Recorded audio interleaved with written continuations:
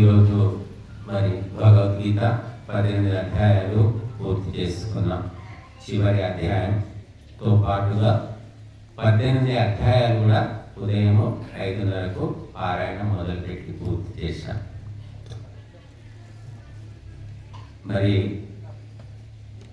మనుషులు బతకడానికి ఎన్నో లౌకికమైన, భౌతికమైన, ఆర్థికమైన, దైహికమైన, సామాజికమైన పనులు, కర్మలు చేస్తూ ఉంటారు.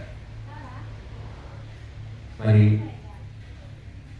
ఏ పక్షి, ఏ పశువు, జంతువు ప్రత్యేకంగా పొట్టకూటి కోసం పని ఏదో చేస్తున్నట్టు మనకు అనిపించదు. మనిషే తన పొట్ట నింపుకోవడానికి ఏదో ఒక పని సమాజంలో రకరకాల వృత్తులు ఉన్నాయి, చేస్తూ ఉంటాడు.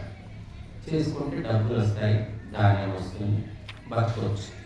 ఏ పక్షి పని ఏం చేస్తున్నట్టు మనకు అనిపించదు. చూడండి, పక్షులు హాయిగా కూస్తూ ఉంటాయి, ఎగురుతూ ఉంటాయి. కూడబెట్టేది లేదు, పని చేసేది లేదు. ప్రత్యేకంగా వర్క్ అంటే ఏమీ లేదు. వాటి మనిషికి పని పెట్టాడు దేవుడు. పని పెడితేనే ఇన్ని పోలీస్ స్టేషన్లు ఉన్నాయి, ఇన్ని కోర్టులు ఉన్నాయి. ఇక ఆ పని కూడా లేకపోతే ఏమవుతుందో తెలియదు. కాబట్టి మరి పశుపక్షి, జంతు మొదలైన అన్నిటికీ ఏ పని చేయకుండానే అన్ని దొరుకుతున్నాయి, దాచిపెట్టుకోకుండానే దొరుకుతున్నాయి. మళ్ళీ మనిషికి ఎందుకు దొరకడం లేదు అంటే, మనిషి దేవుడు పుట్టించినట్టు లేడి పుట్టి సృష్టి ఆది లోపల మన తాతల ముత్తాతల తాతల తాతలు ఆది మానవుడు అంటున్నాం. ఆది మానవులు గలమ ఆది మహర్షులు. ఆ మహర్షులు పుట్టినప్పుడు అత్యంత పవిత్రంగా, శుద్ధంగా ఉన్నారు. అప్పుడు ఏ కులము లేదు, ఏ ప్రాంతము లేదు, ఏ మతము లేదు, ఏ వర్గము లేదు, అందరూ పవిత్రులే. అప్పుడు మరి మనిషికి దొరికేది, పశువు పక్షి ఉన్నట్టు హాయిగా ఉండేవాడు. కావలసిన భోజనం దొరికేది, దాచిపెట్టే ప్రవృత్తి లేదప్పుడు. సత్యయుగము అంటారు దాన్ని. యుగాలు చెప్పారు కదా, సత్యయుగము, త్రేతాయుగము, ద్వాపరయుగం, కలియుగం. కాబట్టి అప్పుడేం జమ చేసింది ఏమీ లేదు. ఎందుకంటే భగవంతుడు ఎలా పవిత్రంగా పుట్టించాడో అలాగే జీవిస్తూ ఉన్నారు. స్వార్థము, లోభం అనేది లేదు, ఉండే కదా దాచిపెట్టడం. కాబట్టి ఈ వ్యవసాయం కూడా లేదండి. మీరు అందరూ అనుకుంటున్నారు వ్యవసాయము తర్వాత పుట్టింది. అప్పుడు ఏమిటి? వర్షం, మేఘాల వల్ల వర్షం కురిసి ఆ వర్షం వల్ల అడవులు పెరిగి, అడవుల్లో చెట్లు, మూలికలు, ధాన్యాలు అన్నీ స్వతసిద్ధంగా పెరిగి, ఎవరికి ఆకలితో అడవులు పోసుకొచ్చుకునేవాడు. పంట పండించడము, దున్నడము, పశువులకు ఇవన్నీ ఏమీ ప్రతి యుగంలో అందరూ యజమానులే, అందరూ సేవకులే, అందరూ రాజులే, అందరూ సైనికులే. నాది, ఇది నీది, ఈ జాగా నీది, ఆ స్థలం నాది అని ఆ పంపకాలు లేవండి. శాస్త్రాల్లో ఉన్న విషయం అది. ఎప్పుడు వచ్చాయంటే క్రమక్రమంగా ఈ ప్రకృతిలో తిరుగుతూ తిరుగుతూ తిరుగుతూ ఏమవుతుంది? ఇక్కడ ఉన్నాం మేము, వచ్చి 3 ఏళ్ళు, 4 ఏళ్ళే, ఇంకా 2-3 ఏళ్ళు మాది, మేమే ఉండాలి, మేమే నడపాలి అనేది వస్తుంది. ఏమంటారు దాన్ని? అహంకారమో, అధికారమో, మమకారమో ఒకటి ఏర్పడుతుంది కదా. కాబట్టి అది ఏర్పడిన తర్వాత మొదలవుతుంది కాదు. అలాగా మనిషి పుట్టినప్పుడు వాళ్ళ మహర్షులందరూ పవిత్రంగా అయిపోయింది.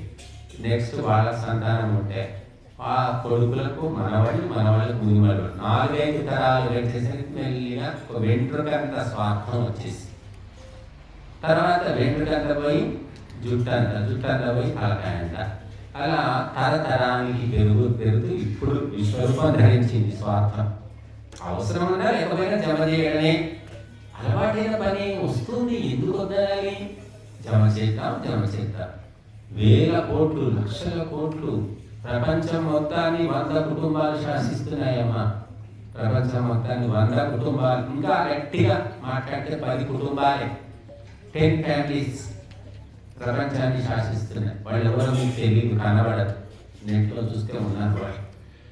వాళ్ళ గురించి ఎవరికి తెలియదు, కానీ పరోక్షంగా ప్రపంచాన్ని నడిపిస్తున్నారు.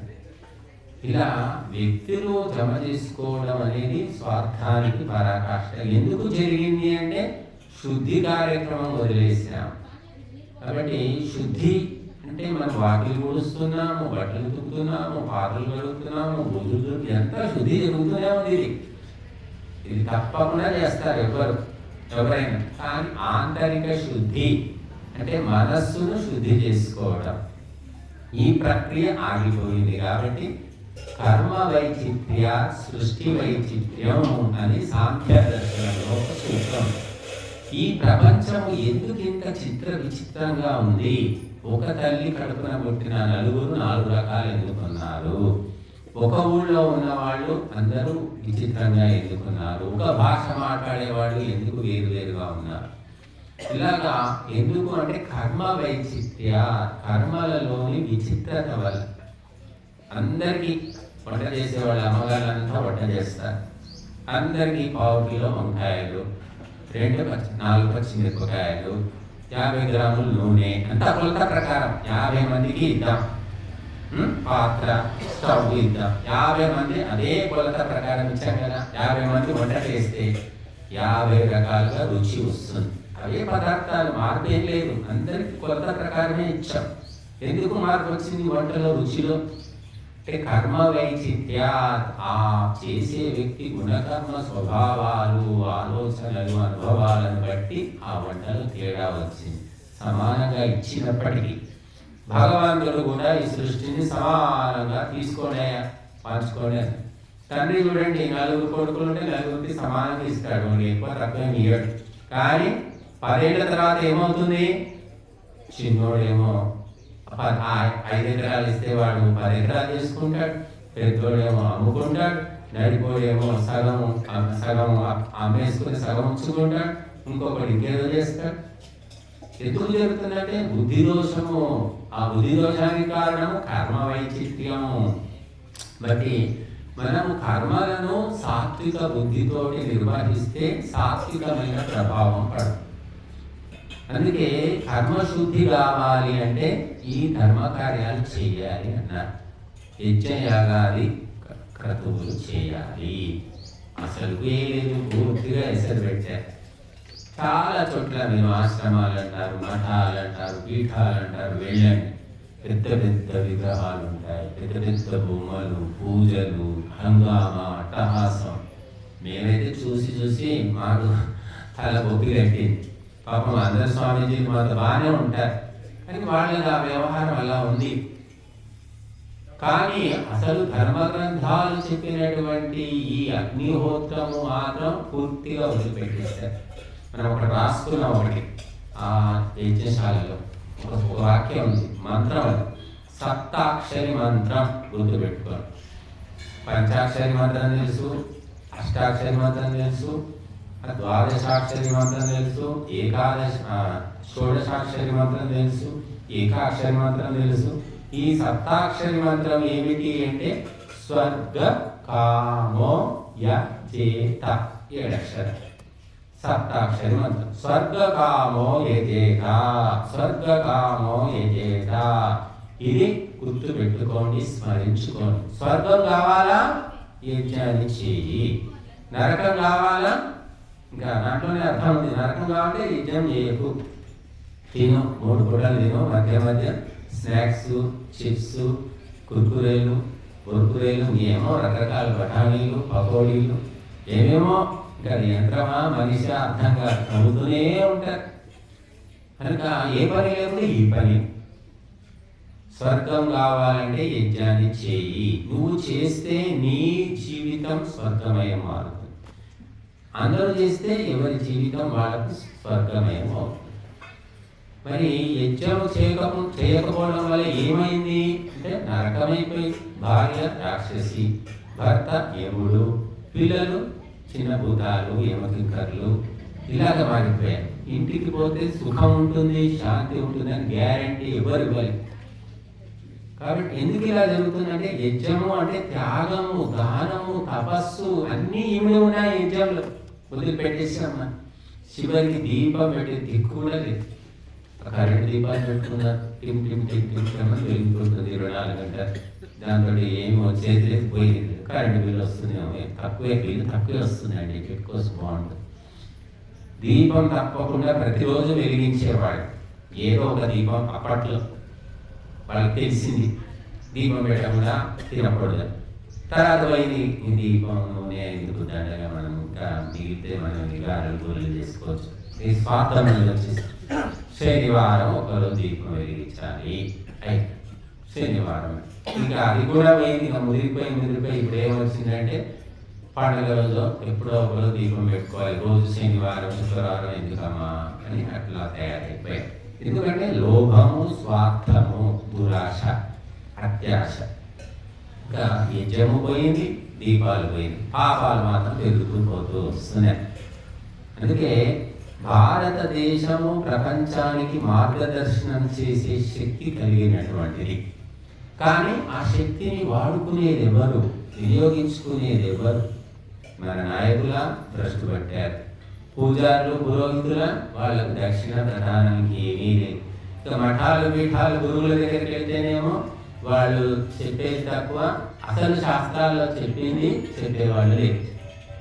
శాస్త్రాల్లో ఏం చెప్పారు చెప్పండి, సోదరులు చెప్తారు అని ఎవరు అడగడం లేదు. సొల్లు కబుర్లు, పిట్టకథలు అవి చెప్పుకుంటూ పోతున్నారు. భగవద్గీత ఉంది, భగవద్గీత మా ధర్మ గ్రంథం అని మధ్య కొందరు అంటున్నారు. అనేవాళ్ళు చదువుతున్నారా, చదివిస్తున్నారా, తెలుసుకుంటున్నారా అనే దేవుడికే తెలుసు. ఊరికే చెప్పుకోవడానికి కాదు. అందుకోసము ఏ ఒక్కటి చదివినా కూడా మనం బాగుపడతాం. ఏ ఒక్కటి చదవడం లేదు, సమయం లేదు, శ్రద్ధ లేదు, భక్తి లేదు, ఆరోగ్యం లేదు, ఓపిక లేదు, ఎన్నో కారణాలు. మరి 18 అధ్యాయాలు రోజు 4-5 సార్లు మనం చదివాం, పారాయణం చేసాము, కొన్ని అంశాలు చెప్పుకున్నాం. ఇంకా మొత్తం చెప్పుకోవాలంటే సంవత్సరం పడుతుంది. రోజు ఒక శ్లోకం చెప్పుకోవాలి. ఇంకా 700 శ్లోకాలు ఉన్నాయి, 2 ఏళ్ళు పడుతుంది అన్నమాట మొత్తం భగవద్గీత మీద మనం వ్యాఖ్యానం చెప్పుకోవడానికి. రోజుకు ఒక శ్లోకం చాలు, వివరించి చెప్పుకుంటే పోరాడు అందరూ. మరి 2 సంవత్సరాలు ఎవడు ఉంటాడు, ఎవడు వస్తాడు, నేనే గోడలకు తెచ్చుకోవాలి. కాబట్టి స్వల్పం, షార్ట్ కట్ అనమాట. ఏదో మొత్తం అధ్యాయం చదివేసి కొన్ని శ్లోకాలకు మనం అర్థం చేసుకుంటూ ఉన్నాం. మరి ఇందులో మరి అనేక విషయాలు ఉన్నాయి. ప్రాసంగికము అంటే ఇప్పుడు ఈ కాలానికి అవసరమైనవి. ఎందుకుంటాయంటే ఇది సార్వభౌమికమైన గ్రంథం, అవుట్డేటెడ్ కాదు, దీనికి ఎక్స్పైరీ డేట్ లేదు, ఎప్పుడైనా ఇది పనిచేస్తూనే ఉంటుంది. ఇది అందరికీ ఉపయోగించేది. ఇందులో ఏం చెప్తున్నాడు? ఇదం తే నా తపస్కాయ నా భక్తాయ కదాచన నచా శుశ్రూషవే వాక్యం నచ మాం యోభ్యసూయతి అంటున్నాడు. ఈ శాస్త్రాలు ఎవరికి పడితే వాళ్ళకి చెప్పకండి అయ్యా అని చెప్తారు. ఎవరికి చెప్పకూడదట? నా తపస్కాయ, తపస్సు చేయని వాళ్ళు, ఊరికే తిని కూర్చోవడం తప్ప తపస్సు చేయని వాడు. నా భక్తాయ, భక్తుడు కాని వాళ్ళకు చెప్పకూడదట. తర్వాత నచ అశ్రుశ్రూషవే, సేవ చేయని వాళ్ళకు చెప్పకూడదు అంటున్నారు. తర్వాత నచ మాం యో అభ్యసూయతి, అలాగా భగవంతుని పట్ల ద్వేషము, అసూయ కలిగిన వాళ్ళు వాళ్ళకు చెప్పకూడదట. ఇంకెవరికి చెప్తాము? ఉన్నదే వాళ్ళు, ప్రపంచమంతా ఉన్నదే వాళ్ళు, వాళ్ళ కాబట్టి ఎవరికి చెప్తాం? చెప్పారు ఎలా మరి చెప్దామంటే యోగ్యుడు, ఉత్తముడు, శ్రద్ధావంతుడికి చెప్పమని పదే పదే ఉంది. గీతలో ఉంది, ఉపనిషత్తులో ఉంది, అట్లా ఉంది. మరి శ్రద్ధావంతులు ఎవరు? మన భూతత్వం పెట్టుకుని వెతుక్కోవాలి. కాబట్టి మన పని ఏమిటి అంటే చెబుతూ ఉంటే ఎవరికి శ్రద్ధ ఉందో వాడు గ్రహిస్తాడు. చెప్పినంత మాత్రాన అందరికీ అందరూ మోక్షం ఏం పొందరు కదా. చెప్పకూడదు అన్నారా? తపస్సు చేయని వాడికి చెప్పకూడదు అన్నారు. అందరూ 100 మంది 1000 మంది ఎవరు తప చేస్తున్నారో, ఎవరు భక్తుడో ఎవరికి తెలుసు. పెద్ద నామాలు పెట్టుకుంటాడు. పెద్ద నామాలు అంటే పెద్ద భక్తుడా? నామే పెట్టుకోరు కొంతమంది. అలాగా కాబట్టి ఇవన్నీ ఫలించడానికి సూచనలు అని చెప్పినట్టు. అంటే ఈ భగవద్గీత విన్నా, చదివినా, తెలుసుకున్నా ఎవరికి ఫలిస్తుంది అంటే తపస్సు చేసుకునేవాడికి, భక్తుడైన వాడికి, శుశ్రూష సేవ చేసేవాడికి,